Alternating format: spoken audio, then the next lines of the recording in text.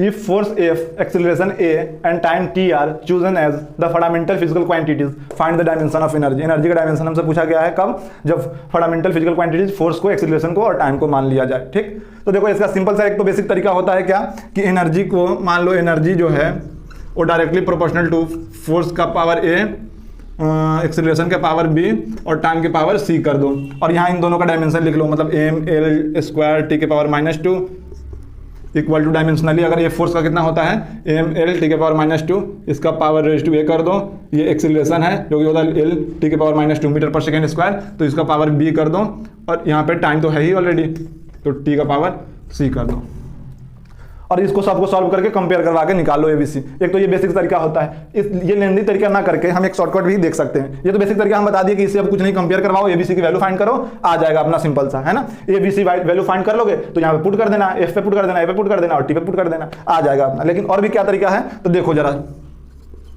Second method देखो,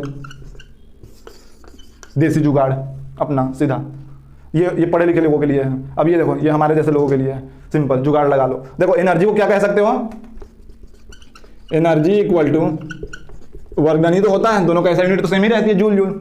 इसको लिख सकते हैं फोर्स इंटू डिस्प्लेसमेंट, बोलो सही। तो फोर्स को तो बोल ही रखा है एफ है, तो यहाँ पे लिख दो एफ। अब डिस्प्लेसमेंट कैसे लिखे, तो जरा डिस्प्लेसमेंट से एक्सेलरेशन का क्या लेना देना है और टाइम का क्या रिलेशन है। तो देखो डिस्प्लेसमेंट को हम लोग मीटर में डिनोट करते हैं, है ना, और एक्सेलरेशन जो होता है अपना ए, वो होता है मीटर पर सेकेंड स्क्वायर, बोलो सही।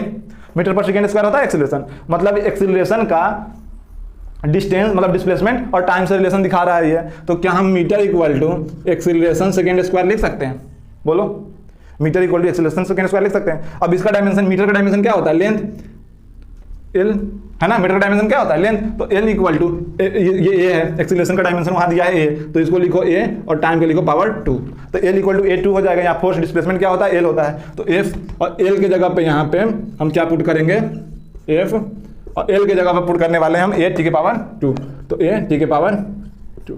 तो ओरिजिनली डायमेंशन कितना आ गया एनर्जी का, एफ A t के पावर 2, ये आ जाएगा सिंपल। भाई वर्क, एनर्जी वर्क डन के बराबर, वर्क डन होता है फोर्स इनटू डिस्प्लेसमेंट, फोर्स का तो डायरेक्ट एफ गिवन है ही, और डिस्प्लेसमेंट से एक्सेलरेशन और टाइम का क्या रिलेशन है, तो देखो एक्सेलरेशन होता है मीटर पर सेकंड स्क्वायर, मतलब metre equal to acceleration into second square लिख सकते हैं, और मीटर का डायमेंशन एल, एक्सेलरेशन का ए और टाइम का टी दिया ही है सेकंड का टी, तो L equal to A T, यहाँ पे एल को रिप्लेस करो, ए टी स्क्वायर डाल दो, आंसर मैच कर जाएगा, ऑप्शन टिक लगा दो, सेकंड। समझ में आया।